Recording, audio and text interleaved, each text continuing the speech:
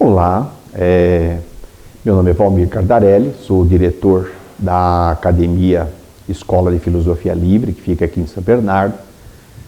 E como tenho dito aí uma sequência de aulas, estamos falando do nosso sistema imunológico. Aliás, hoje é a última, a gente fecha essa questão do sistema imunológico, que é tão importante e tão atual para que a gente possa se renovar. E eu disse então que eu ia fazer uma aula específica sobre uma questão de mudança de hábitos, ou inserir novos hábitos na nossa vida para que a gente possa melhorar o nosso sistema imunológico. Estamos falando especificamente da questão mental. Então, a questão emocional, a questão prânico-vital e a questão física, para quem está pegando aí essa aula solta, dá uma buscada aí no nosso canal, né, o canal da Academia Escola de Filosofia Livre, que nós disponibilizamos gratuitamente essas aulas. Né? Então, volta um pouquinho no tempo, depois vai lá buscar com calma, assista, né, porque é muita informação. Acho que a gente partiu em aulas distintas, para a gente poder falar com um pouquinho mais de profundidade, né, cada item desse. E podemos, então, aos poucos, procurar alterar aí os nossos hábitos. Então, vamos lá, o que é um hábito? Né? Hábito é aquilo que a gente costuma fazer com frequência. Então, fazemos com frequência, se torna um hábito. Nem todo hábito é para o positivo. Um hábito, ele pode se tornar um vício. Né? Ou seja, existem os hábitos que versam para cima, que são as virtudes, e outros hábitos que nos conduzem para baixo, que a gente pode chamar de vícios. Então, a nossa vida é composta de hábitos. Se você perceber, começar a fazer uma autoanálise, você vai perceber que a maioria, aliás, das coisas que a gente faz no dia a dia, são hábitos. São coisas que a gente vai repetindo, não é? Não exige, cai numa certa mecanicidade, não exige muito esforço, porque já se tornou um hábito. Ok? Então, nós vamos primeiro então distinguir isso. O que é um hábito positivo, o que é um hábito negativo. Então, como hábito negativo, já disse que são os vícios. E como hábito positivo, são as virtudes. Então, a grande questão está em nós tirarmos energia dos vícios e colocarmos essa energia nas virtudes, ou seja, fazermos aí uma alteração, uma transformação nos hábitos, nos nossos hábitos. Então eu vou propor aqui algumas coisas para vocês, vamos conversar sobre algumas coisas, não é? E vamos tentar fazer uma coisa bem prática, né? Trazer esse conhecimento para a prática, para que aos poucos você insira um hábito. Então, uma das questões é o seguinte: na inserção de um hábito positivo, um hábito positivo normalmente exige um pouco mais de energia do que o negativo. Né? Alguém pode perguntar, mas por que isso acontece? Simples. Porque todos os hábitos que são negativos, como beber, comer demais, às vezes dormir demais, falar dos outros, né? Falar da vida dos outros, se intrometer na vida dos outros, etc. Uma gama enorme aí de vícios, eles são hábitos que tendem a natureza do nosso ego, a natureza da nossa personalidade. Ou seja, você não precisa se esforçar para isso. Naturalmente, se você não se esforçar para o bem, para uma virtude, você já está no vício.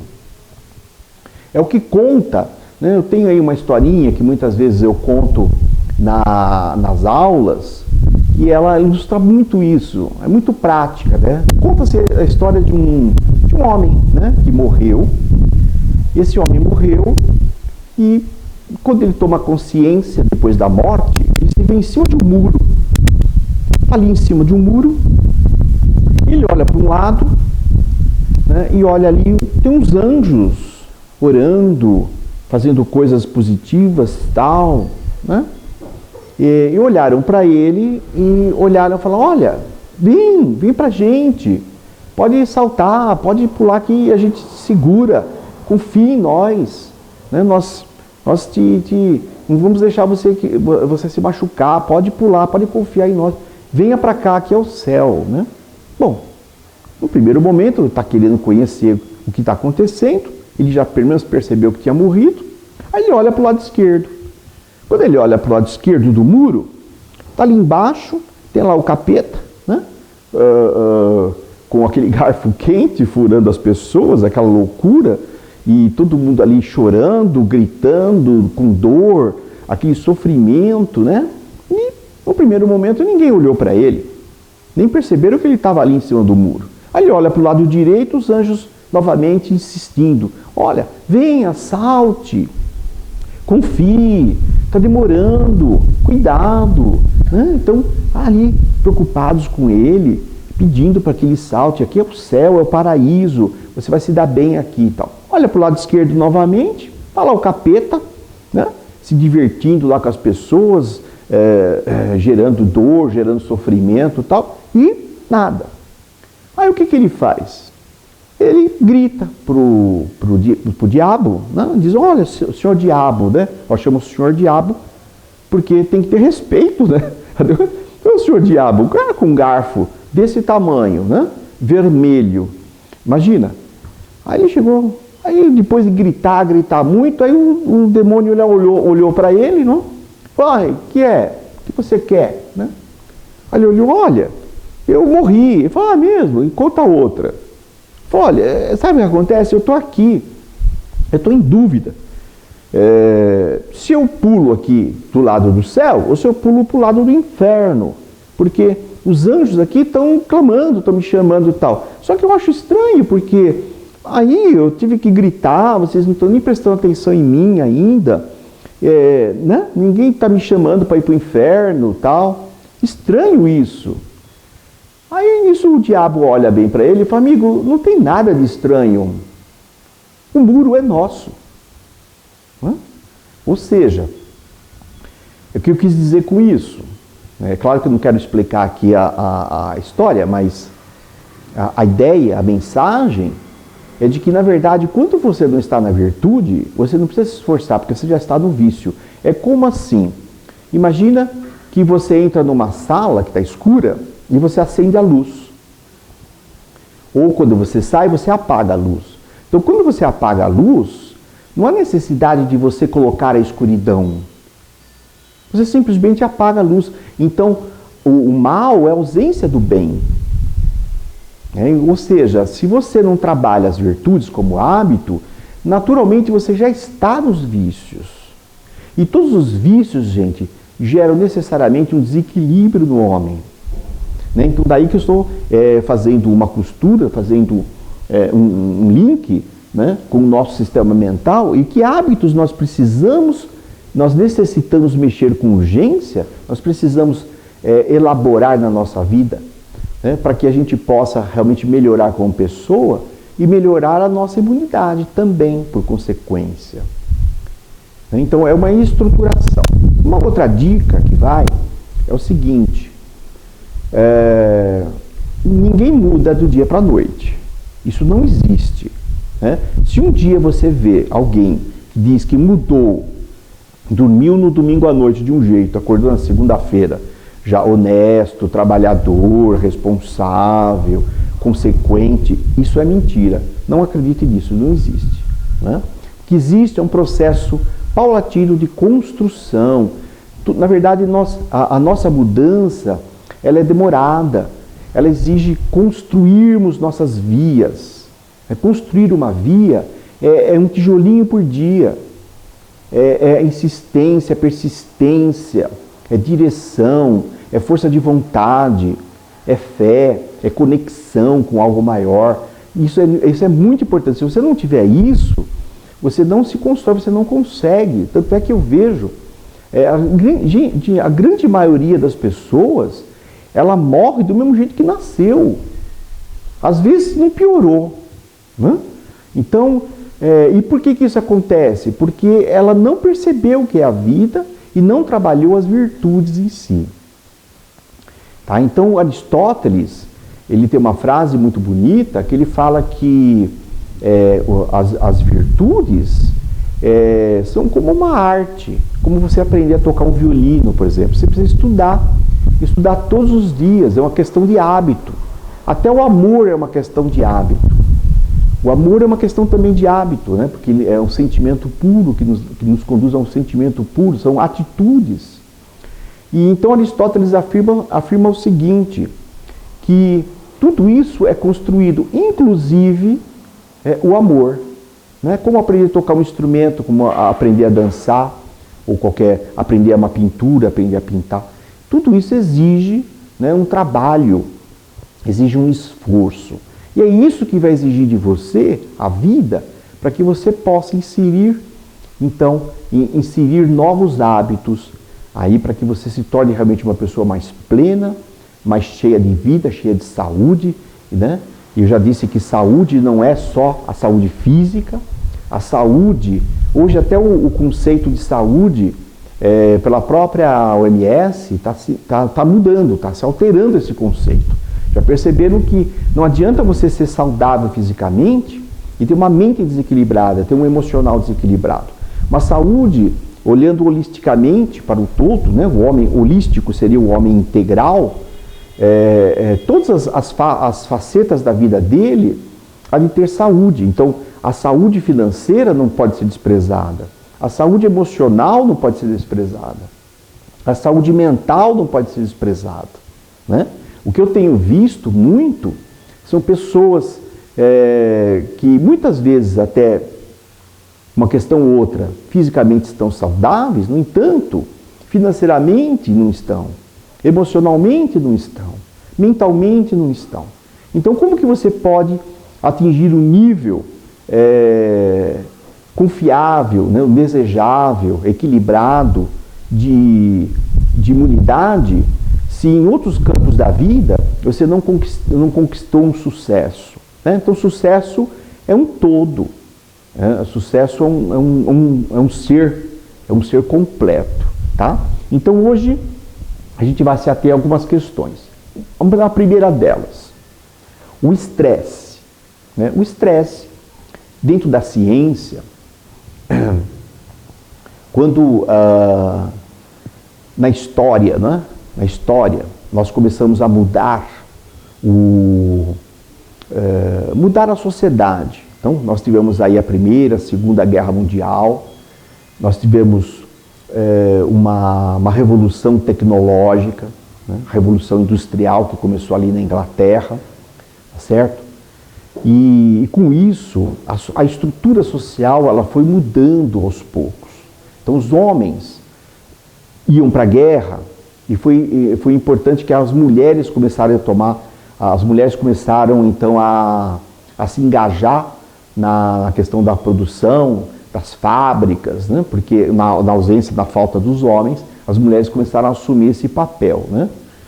E mesmo depois das guerras, então as mulheres não saíram mais do mercado de trabalho, os homens voltaram para o mercado de trabalho, ou seja, e começou a se viver uma nova realidade, uma sociedade reformulada.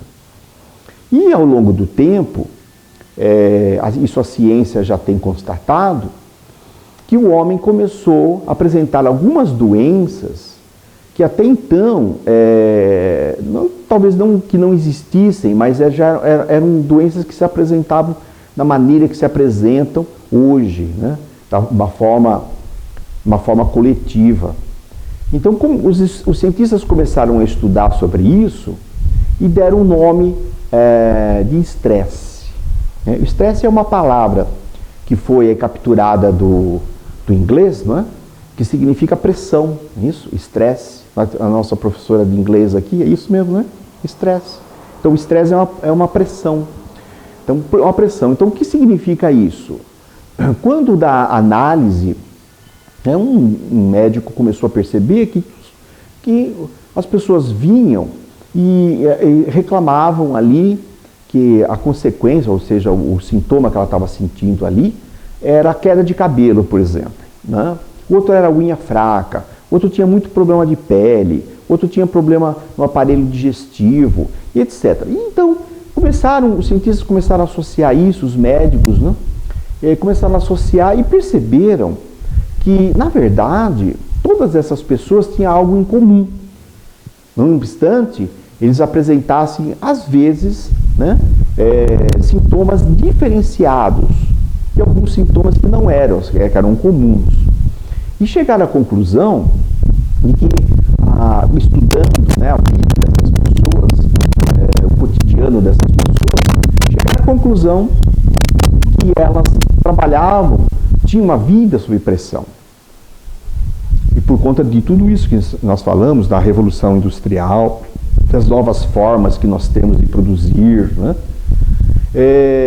E com isso, a tecnologia, ela tem um papel importante, porque gostaria que você pensasse no seguinte: há algumas décadas atrás, não existia, por exemplo, a máquina de lavar roupa, ou a secadora, aliás, até a geladeira.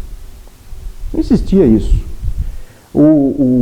A roupa era passada num ferro, talvez alguns lembrem disso, não sei exatamente aí a faixa etária das pessoas que estão me vendo. Existia um ferro que era a brasa. Então, se abria o ferro, se colocava a brasa dentro desse ferro, ele esquentava e aí a mulher ia passar a roupa. Não era um trabalho feminino. Ela ia passar a roupa. Imagina isso, olha a engenharia que exigia isso, né? No dia a dia. A roupa, para se lavar uma roupa, era lavada ali no tanque, com aquele sabão, né, em pedra, etc. Não existia máquina de lavar roupa. Né? A secadora, não. A secadora você colocava lá, né, no varal, na grama, alguma coisa, em algum local para secar. Depois ia passar a roupa. Imagina o trabalho que isso dava, né? Etc. Então, no escritório, por exemplo, eu cheguei a fazer isso. A gente fazia a contabilidade em máquina ficha tríplice. Fazia a ficha tríplice, é uma máquina que você tinha carbonado, né? Tinha carbono. Existia um mimeógrafo. Imagina que para você fazer uma cópia, né? Você fazia uma cópia, um mimeógrafo rodava com álcool, ficava aquele cheiro de álcool. Né? Algumas pessoas viveram isso. Né? Hoje, a maioria, essa geração nova, nem sabe o que se trata. Talvez vá ver isso no museu, né? Ora, onde que eu quero chegar? Que houve um avanço tecnológico, no entanto, é lógico, se você ganhou muito tempo com isso, né? Muito tempo. Então, hoje para você lavar uma roupa, você coloca ali o sabão, o amaciante, não é? Liga, coloca ali o mecanismo que você quer que a máquina faça, e você programa e vai fazer outra coisa, a princípio, né? Secar a mesma coisa, coloca na secadora e tal. Passar, hoje você tem ferro a vapor, você tem ferro regulável, ele, nossa, né, tem alguns até que passam ali com a roupa ali no cabide, tem de tudo, né? Tem tecidos, por exemplo, hoje que nem precisam passar, você lava e nem precisa passar, né? O próprio tecido se ajeita, etc. A grande questão é o seguinte, a pergunta que eu quero fazer: com o advento do computador, que você não precisa mais da ficha tríplice, você não precisa mais fazer datilografia, aquela máquina de datilografia, né? Você consegue corrigir textos, você ganha muito tempo e não precisa refazer. Você tem hoje uma máquina Xerox que reproduz. Você pode colocar, eu quero 1000 cópias, você programa a máquina e vai fazer outra coisa, não é? E deixa ali, tirando suas 1000 cópias, etc. Ou seja, hoje nós temos tanta tecnologia que num primeiro momento serviria para gerar mais tempo para o homem. Não é? Essa que é a ideia. Você facilitaria não somente aquele trabalho insalubre, você tirar o homem daquele trabalho insalubre, mas como também você criar uma maneira técnica, né, de um ganho de tempo na confecção, na elaboração de um trabalho. Agora, a pergunta que eu faço é o seguinte: e o que isso gerou um ganho de tempo? E o que nós estamos fazendo então com esse tempo? Será que nós estamos utilizando esse tempo de uma forma saudável, por exemplo, para estudarmos mais, para podermos agora então agregar, aprender uma língua diferente, tocar um instrumento, ou quem sabe ficar mais tempo com os nossos filhos? Será que é isso que acontece? Ou, inversamente a isso, nós conseguimos criar uma sociedade sob pressão, uma sociedade que, em função, por exemplo, da tecnologia do computador e outras tecnologias, ela exige que você entregue mais, com menos tempo, né, aquele trabalho que muitas vezes você tinha lá 15 dias para apresentar um relatório, hoje você tem 1, 2, 3 horas para apresentar esse relatório. Será que o advento do celular, o advento do WhatsApp, por exemplo, que é uma ferramenta maravilhosa, mas será que com isso você não teve uma invasão, né, por falta de limites, por falta de administração própria? Você não tem uma invasão, então você está na sua casa, você está trabalhando, você recebe lá um e-mail, você recebe ali um chamado, etc. Aí você vai pensar à noite, como que eu vou resolver esse problema que apareceu? Mas esse problema apareceu depois do seu expediente. E agora você assumiu, você trouxe para si uma carga de responsabilidade que num outro, que nessa outra forma de sociedade anterior, você só ia ter acesso no dia seguinte. E agora você antecipa as coisas e com isso você vai somando sem, na verdade, um discernimento, você vai simplesmente absorvendo sem falar não, uma carga excessiva de tarefas, uma carga excessiva de trabalho, e você vai gerando na sua vida um estresse.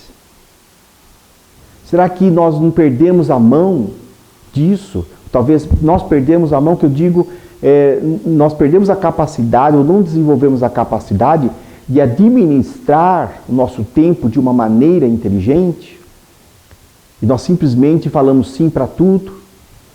Quando nós esquecemos de falar não, e quando isso é necessário, muitas vezes você falar não para certas coisas, para evitar exatamente esse estresse. Será que nós não assumimos, em função de termos agora um carro mais veloz, temos lá um metrô, temos sistema de transporte, então nós não assumimos muitos compromissos aos quais nós, para que a gente cumpra esses compromissos, a gente não entre num estresse no trânsito, ou uma questão mesmo de tempo, né, de você assumir muitas responsabilidades, assumir muitos compromissos, todos colados um no outro, de maneira que você não consegue hoje administrar isso de uma maneira fluídica.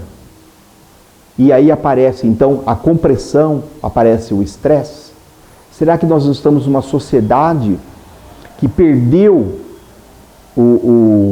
a medida de valor dessas coisas? Então tudo isso precisa ser repensado. E na verdade, nós entramos num sistema mental comprimido, que a gente chama de estresse, onde a maioria das pessoas hoje, gente, estão estressadas. Você vê isso no trânsito. Né? Se você demorar um pouquinho para fazer uma curva, se você demorar um pouquinho que eu digo, são 5 segundos, eu já fiz esse teste. Abre um farol, até você contar 5, 1, 2, 3, 4, 5, você recebeu pelo menos umas 2, 3 buzinadas. E por que isso acontece? Porque as pessoas estão estressadas, elas estão correndo para fazer muitas coisas. Mas no fundo, será que nós sabemos o que estamos fazendo? Nós fazemos muitas coisas. A pergunta, no que isso de fato está nos transformando em pessoas melhores? Ora, a questão não é fazer muitas coisas. A questão é fazer as coisas certas. Há um filósofo chamado Sêneca, aliás, eu sempre indiquei a leitura dos livros desse filósofo maravilhoso, a época de Cristo, né?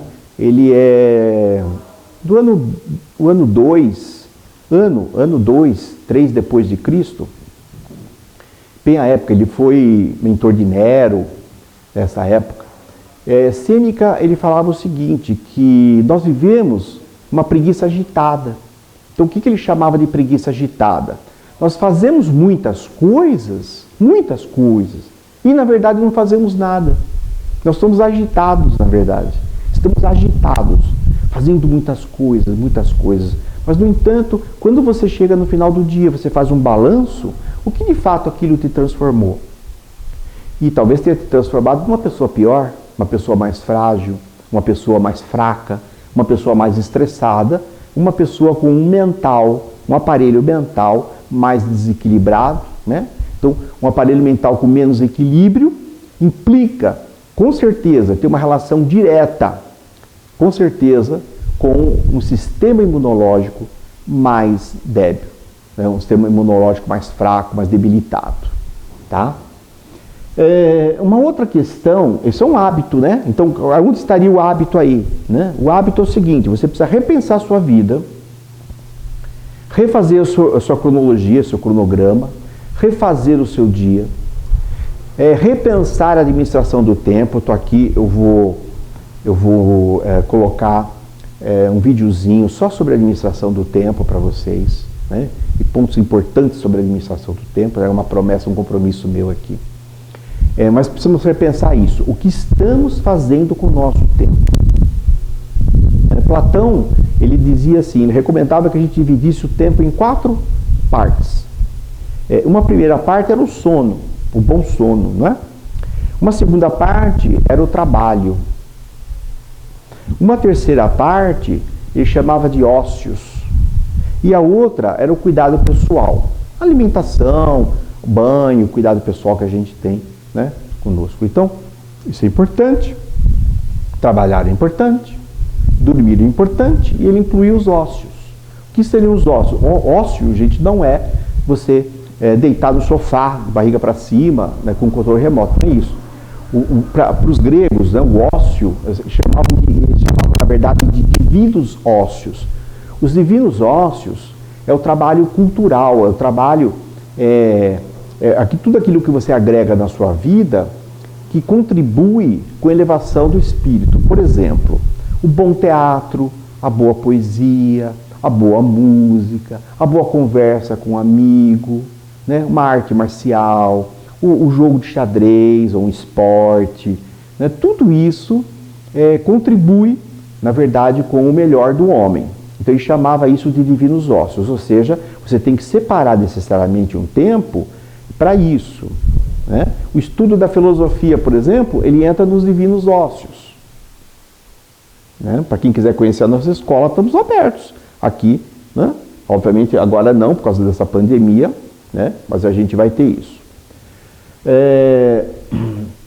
Uma outra questão que eu quero falar com vocês são as drogas. As drogas, o consumo de droga, que está crescendo ano a ano,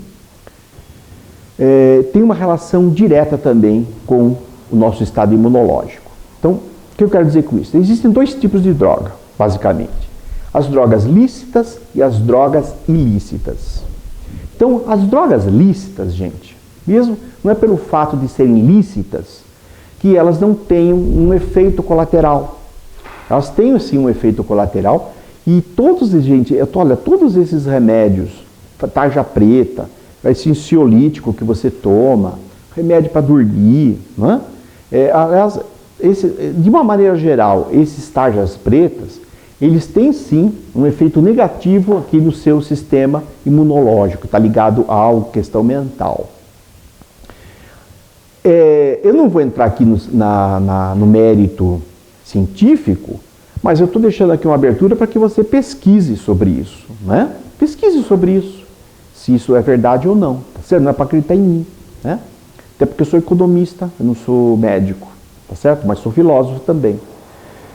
Outra questão, as drogas ilícitas. Hoje, pelos estudos que eu tenho acompanhado, que são publicados, estudos públicos, governamentais ou de ONGs, cada dia mais as pessoas estão tendo contato com as drogas cada vez mais jovem.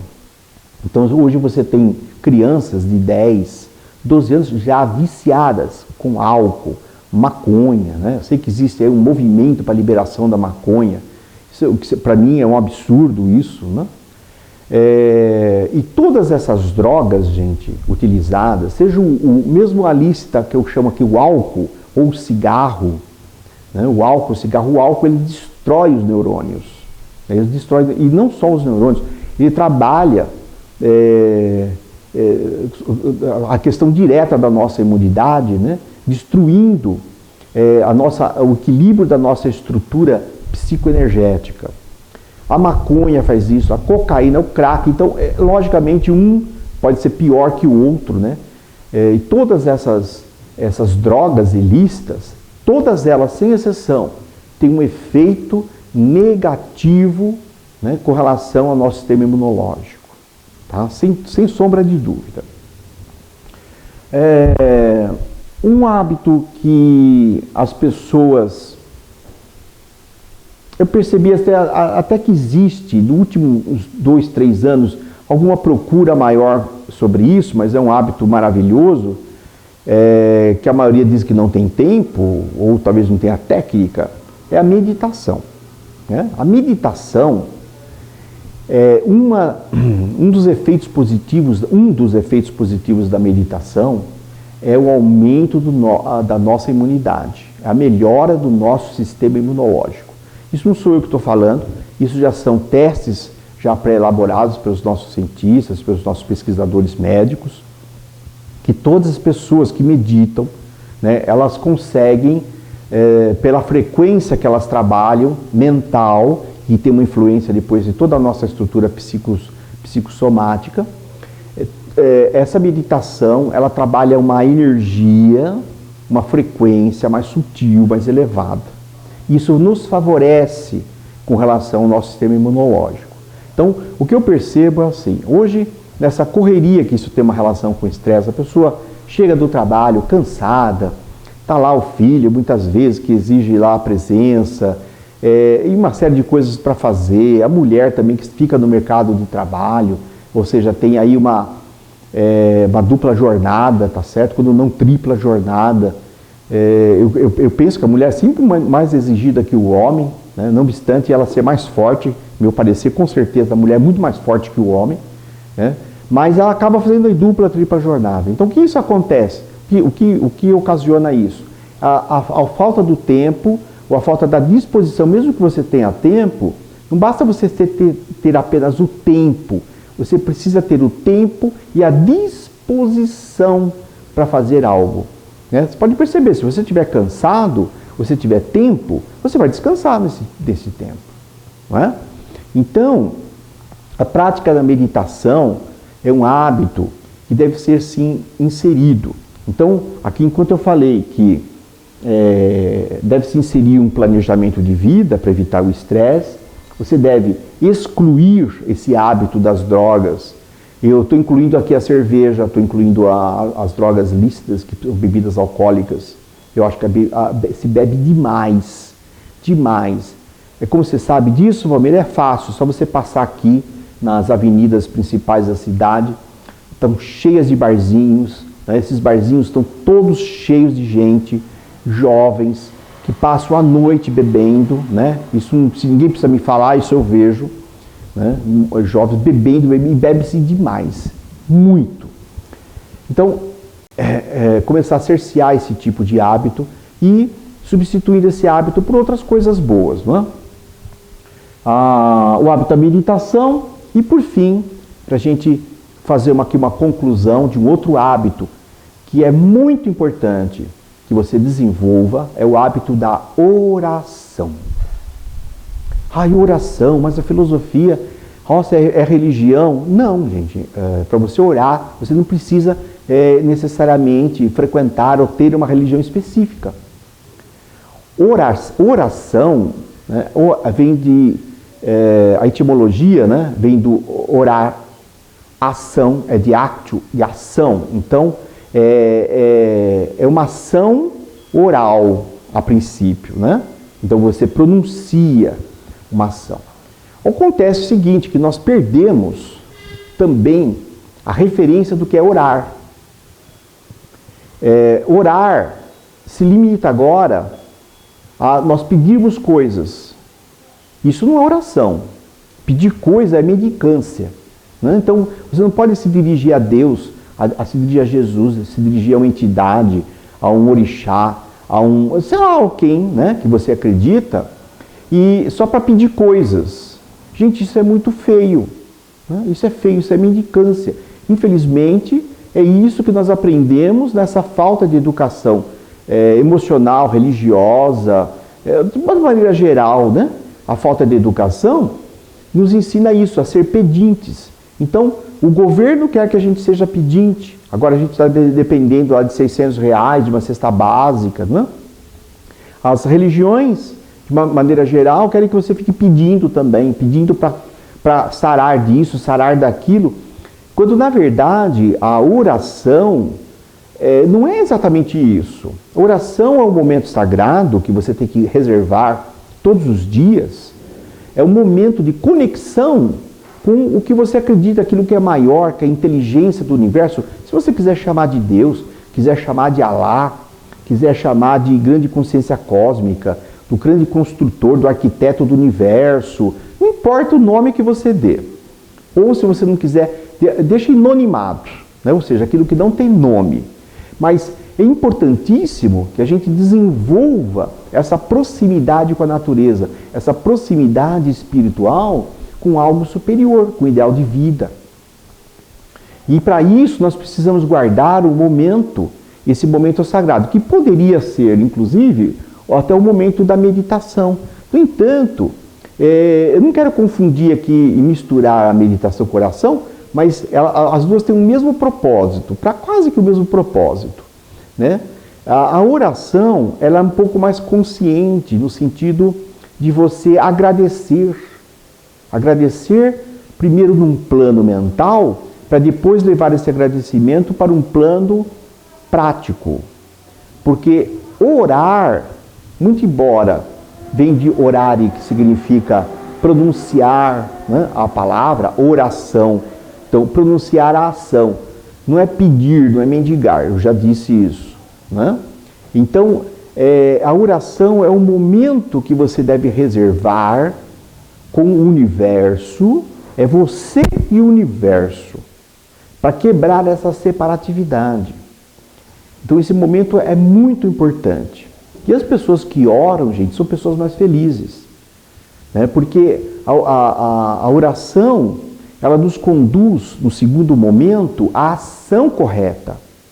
Então, uma oração, ela deixa de ser um momento simplesmente espiritual, no sentido de conexão mental, né, com esse todo, para, no segundo momento, ser uma ação, né? Daí que a oração se torna, o que eu chamo aqui na escola, que a gente faz um laboratório, né?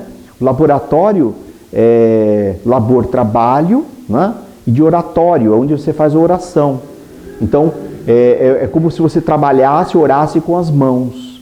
Isso é muito importante. Daí que vem, por exemplo, a grandeza de um trabalho voluntário bem praticado. Então, se no primeiro momento você trabalha a oração como um momento espiritual reservado, individual, de você com Deus, você com esse universo todo, no segundo momento você vai praticá-lo. Então isso tem tudo a ver com gratidão, né? A gratidão é exatamente isso. Então eu vejo muitas pessoas que se dizem gratas, que se dizem tal, mas na prática elas não fazem nada. Elas só ficam agradecendo o quê? Agradecendo de uma maneira egoísta. Porque eu melhorei disso, eu me curei daquilo, tal. Mas no segundo momento, não se vê nada. Ela não faz nada com aquilo de produtivo. Então observem, por exemplo, só para a gente concluir aqui agora. Eu quero que vocês observem, pensem. Liguem a televisão e vejam muitas igrejas evangélicas onde eles apresentam os testemunhos dos fiéis. Então, eu já percebi isso. Você ficou bom da perna? Caminha agora, balança a perna. Aí a pessoa balança a perna. Abaixa e levanta, abaixa e levanta. Mas o pastor, ele não pergunta nunca. E aí? E agora que você está boa da perna? Para onde essa perna está te levando? E agora que você pode levantar e baixar esse braço, o que você está fazendo com esse braço? Então, oração, gente, é algo muito mais profundo que simplesmente você ajoelhar e ficar pedindo coisas. Oração é um momento de conexão e, sobretudo, de ação. Bom, tá aí, então, um desafio, né, para a sua vida. Aqui eu encerro o ciclo dessas palestras sobre imunidade. Na próxima aula a gente vai pegar um tema diferente, né, onde nós vamos nos aprofundar e bater esse papo gostoso, tá bom? Então, bom proveito e obrigado.